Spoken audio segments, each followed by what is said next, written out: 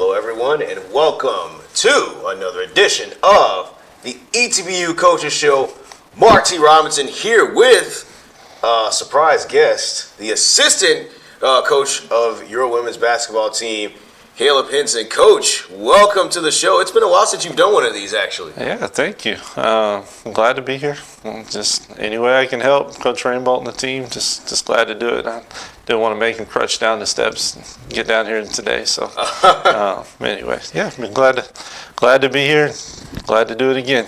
Absolutely. And yeah, speaking of, I know he's recovering from revisiting his days as an athlete. I thought his playing days were over, but he's recovering from a little bit of an injury there. But our thoughts and prayers go to his recovery as well. Let's get down to business. I see you're ready. You brought your notes. Brought your kind of your scouting sheet there. And, I never leave home without my clipboard. You know, the girls make fun of me always having the clipboard and the notes and all that in practice. And but it's kind of like my little son Hampton. He's 2. He takes his blankie and his little stuffed animal text everywhere he goes. It's just kind of like it's a little my comfort. I got to have my clipboard. So absolutely, and that is perfect for discussions we're going to be having here today. You guys are once again on the road again, and then you'll be back home as you're playing Laterno twice today. But twice this week. But before we get to that, we want to talk about what transpired in the last few games for you guys. You guys have won 7 consecutive games since the starting the ASC part of your schedule off with a tough loss against Hart Simmons. You've bounced back tremendously, and the last couple games. No different, beating Belhaven on Saturday 79-61, and then but before that Thursday defeating LC in a big way 81-43 if I'm not mistaken with the score. But you guys looked fantastic defensively. Belhaven applied a little bit of pressure to you guys, but you were able to overcome it behind some great play from Kim Childers. But just kind of talk about, from your perspective as the assistant coach, what you saw from your team in these last 2 games. I thought they did a great job of having a great level of maturity going into the Louisiana College game. It's a team that has been up and down. They've had some really good games, and going into it, Louisiana College had just went to Ozarks and had a really good win against a team, Ozarks, that we played at home. In a fairly close game. So I know a lot of times players, coaches, teams like to look at scores and compare them. Like if Team A beat Team B by 5 and Team B beat Team C by 5, then Team A should beat Team C by 10. But it just doesn't work that way most of the time. So it was really good the way our players and team approached the whole Louisiana College game, knowing that they were playing good. With a lot of freshmen, they've really improved over the course of the season, and Coach does a good job with them over there. So I was really pleased with just the level of maturity that we handled that whole situation. They came out and they played hard, executed well. We got back to moving the ball. Still a little, a few too many turnovers, but we're progressively trying to work on some of those and iron some of those things out. The Belhaven game, you're right. That's a team that's they're a whole lot different. They got a lot of new players. A much better team this year. Really got a lot of respect for Coach Calder over there. He always plays us tough, and that's we have yet to really play well in that gym going in to this Saturday, and so. It was going to be kind of a different style of pressure, the 9 passing lanes, the trapping, and the full court press, all of that stuff. Really felt like our spacing was pretty good. The ball movement was pretty good. Had a lot of players make a lot of individual plays that really helped us.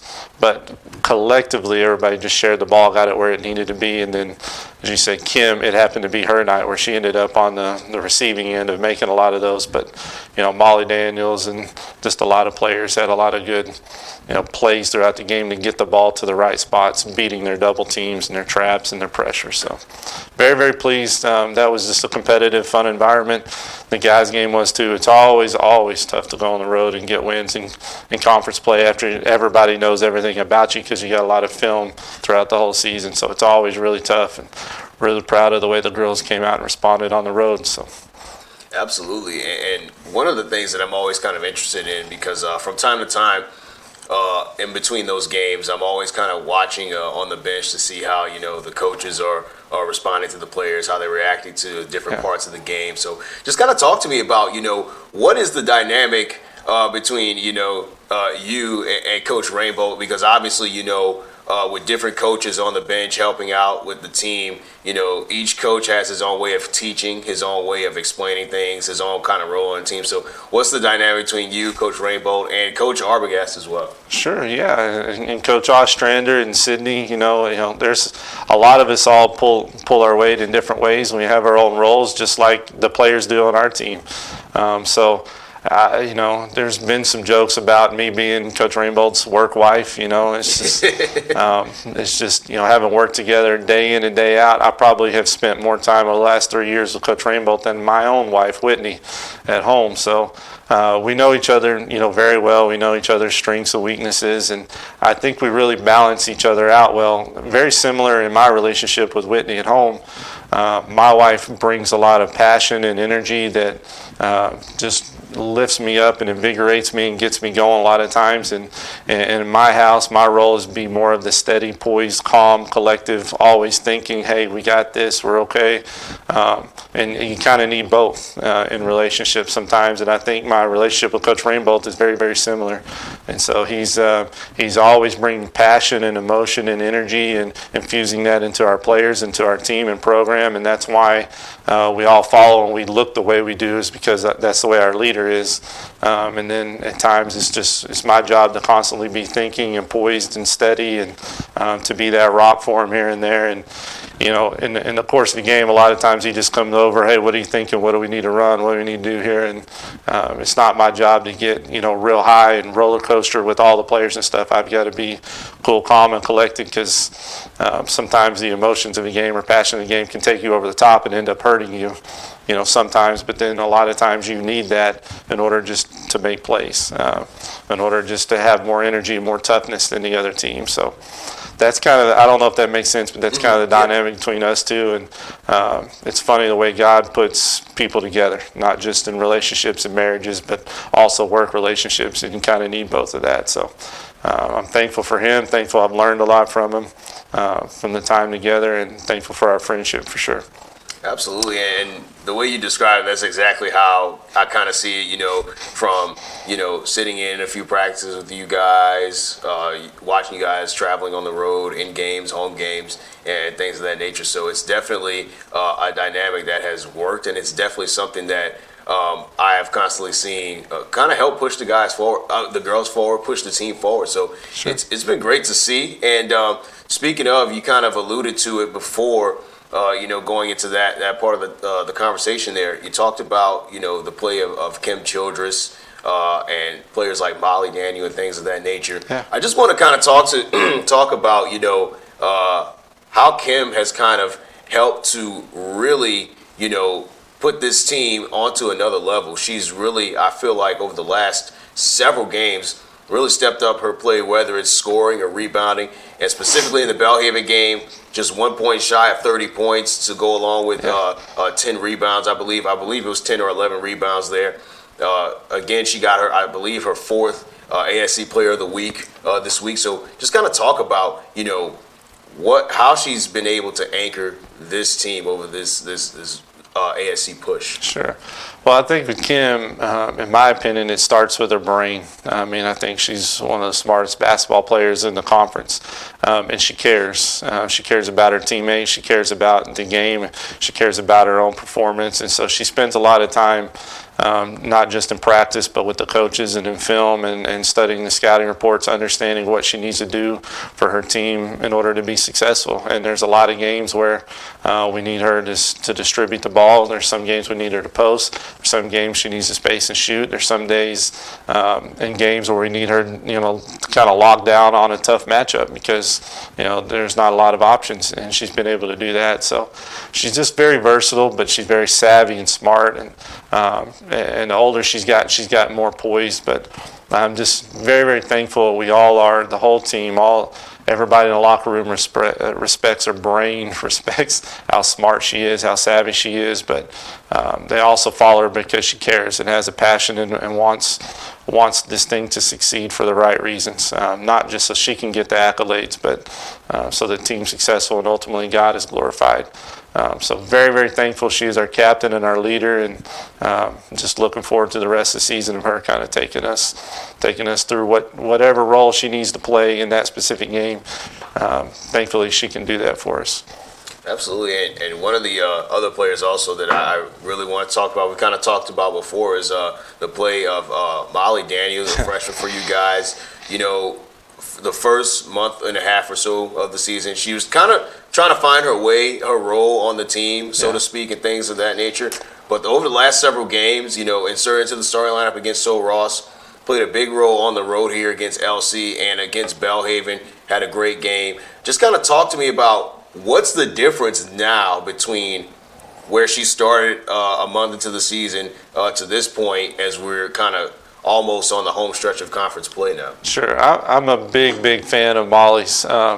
You know, everywhere I've ever been in the past, you know, there's been a lot of players that have been really good basketball players that have all kinds of different body shapes, so size, and, you know, some of them are you know, stronger made, and some of them are slower, some of them are really fast and long and athletic, but Molly's just a really good basketball player, and I just don't think there's any substitute for that.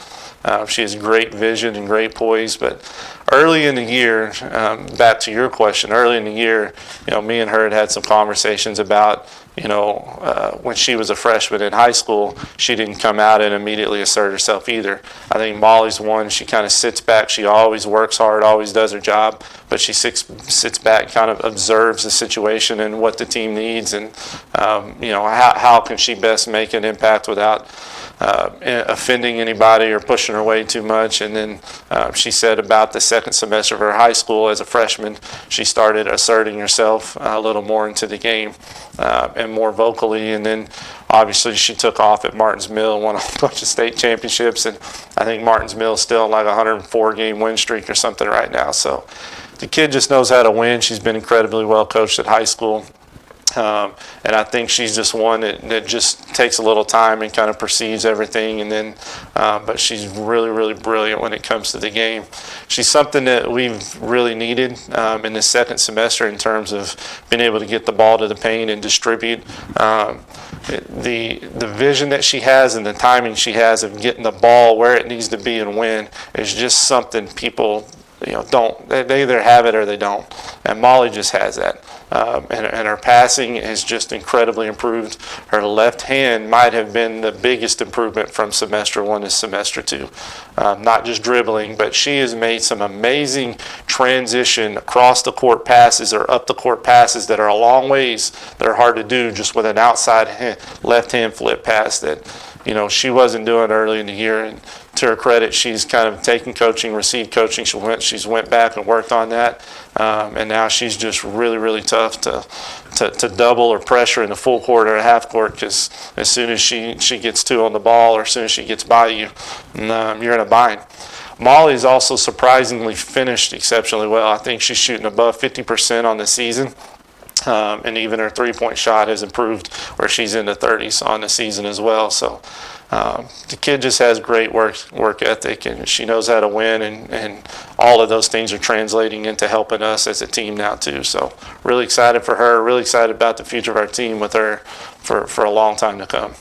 Very well said, Coach. And I'm kind of seeing those same things as well, and the way that she's kind of been able to, you know, help anchor that second unit as far as, you know, the point guard responsibilities. I think she's done pretty well overall, sure, just as so many others for your team. But moving forward here, as you guys are facing LeTourneau, you're facing them twice this week, Thursday and then Saturday. This is a different team now that you guys have seen over the last few years. So just kind of talk about, you know, that kind, looking forward to that challenge going into Thursday's matchup.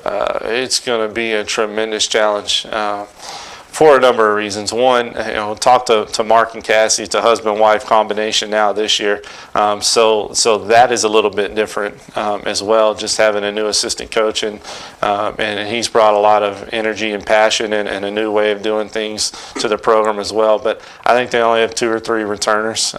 from last year. They totally revamped team, a lot of transfers, a lot of really, really good players, a lot of really good athletes that get out and pressure you. And so, their best player they brought back, and she's still having a phenomenal year this year again too. But just the whole team in general, the coaching staff has done a great job there, putting them in position. They're only one game behind us, so depending on how this week goes, it's going to set one or two of us up for top seeding, later on for the conference tournament. So this is a big, big week for us.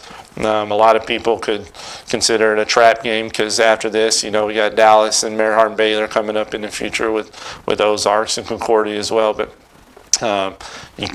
we just cannot look past these Laterno Yellow Jackets. They're a really good team. They've done a lot of good things this year. They just went on the road and got two great road wins this week as well, at Belhaven and at LC. So know them very well because we talk a lot being travel partners against the teams that we're playing, and then we work together with hosting a tournament this year with some teams coming down, Benedictine and Blackburn. So thankfully, we've got to play a couple of games in that gym already, and I know it's considered around here, a pretty big rivalry. So it should be a fun environment there and here.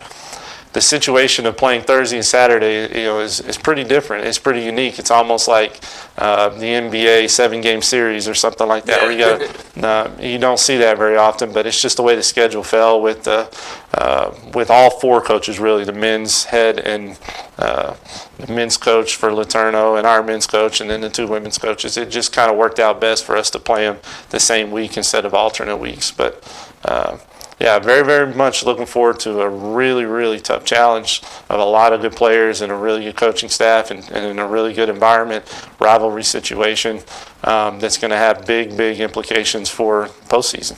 And it certainly makes for a very interesting matchup. Like you said, the fact that, you're playing them Thursday, then you got to play them Saturday. So definitely looking forward to that as well. The other thing about them, they're so much improved. They're one of the best offensive rebounding teams in the conference, I believe.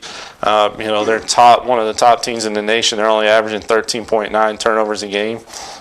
So they're ranked very, very high statistically in assists and turnovers and that ratio, and then just rebounding and steals. And so they're doing a lot of things well this year that have really just helped improve their team, just from an X's and O's standpoints and how they take care of the ball and how they share the ball and how hard they play defense and how well they do it all together. So. Absolutely, and I was actually, having a conversation with athletic trainer extraordinaire Mike Van Gilder. You guys, it's my guy. Yeah, absolutely. But we were talking this week just about the possible matchups going into the tournament and things like that, and just kind of how improved Laterno is, and just how tight the conference is in general. The fact that you guys have won 7 games in a row, but yet you're only a game ahead of Laterno, and I believe Laterno's second or third right now as far as East play goes, or I believe they're third actually as far as East play goes, and that just shows how competitive the ASC is right now. Yeah, it is, and especially on our side, it's just really tight. So us and Dallas are, essentially tied both with one loss, and we kind of have the tiebreaker beating them earlier in the year, but still got to go play there here later on. And then, all three of his teams, Laterno, Dallas, us, we all have some really, really tough games in the next couple of weeks. And, it's a long ways from over. I mean, any one of us could end up being the 1 seed, 2 seed, 3 seed. It's just a long ways from over. There's kind of like I said, that's why they play the game. There's no, just because Team A beat Team B and Team B, Team C, it doesn't give you an automatic win or that you're going to get it. It's, and this time of year, Coach Rainbolt sent it to the team, 2 or 3 top 25 teams go down every single week. And so, we're 31 or 32 or something like that. But it just happens all the time. Teams are following. And if Stephen F. Austin can go into Duke and beat them, there's no reason for us not to think that anybody couldn't beat us or anybody else on any given night. So we definitely got to prepare and get ready for an absolute war and battle against those guys both times. And it's going to be tough because you play them no matter what happens, you got to turn around and play them again. And so the mindset, no matter whether you win the first one or lose the first, when you turn around and play them the second time, got to have an incredibly competitive, mature. You're going to have to make some adjustments. Both teams will, but it's going to be tough to do and a unique challenge that not a lot of people have had on their schedule to play back-to-back like that. So I'm looking forward to it. It's going to be a fun week, man. Absolutely, and thank you once again for joining us, Coach. Yeah. And you guys can stay up to date with all things ETBU sports related at GoHBUtigers.com or follow us on social media at GoHBU Tigers. And before we end the segment, just want to send thoughts and prayers to all those affected by the helicopter crash in California this Sunday, including superstar Kobe Bryant and his daughter Gianna Bryant. So thoughts and prayers for them. Just a tragic deal, but did you know Kobe and his daughter actually went to church? Yes. On Sunday morning before that, and so was actually worshiping God before they passed and went on to heaven. So I think that's good for everybody out there to know that he had his flaws just like all of us do in our sin, but thankfully he was a believer, and so me going on there and it's a sad deal, 3 13-year-old girls and these parents that doing things that we do all the time, traveling to basketball games, taking our kids to school and basketball games. So definitely thoughts and prayers go out to them. Absolutely. It kind of puts things in perspective real quick, doesn't it, Mark? Yes, sir. Championships and winning and all that. It's really important. We're called to be excellent in what we do, but at the end of the day, those relationships and our eternity is really what matters. Absolutely, and very well said, Coach. But thank you guys once again for joining us. We'll be back here on the ETB Coach Show with another coach. You'll see who it is just around the corner. Stay tuned.